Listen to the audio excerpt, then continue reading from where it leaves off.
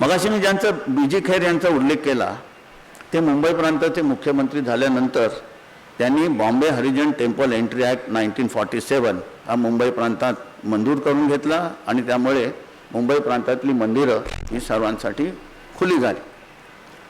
आता त्यावेळेचा जो मुंबई प्रांत होता त्याच्यामध्ये आत्ताचा पश्चिम महाराष्ट्र, कर्नाटकातले 4 जिल्हे, उत्तर कर्नाटकातले आणि गुजरातमधलं कच्छ आणि सौराष्ट्र सोडून बाकीचा गुजरात असा सगळा तो मुंबई प्रांत होता। त्यामुळे हा सगळीकडे हा कायदा झाला। मूळराज वैश्य नावाचे एक सरदार पटेलांचे अनुयायी अहमदाबादला होते।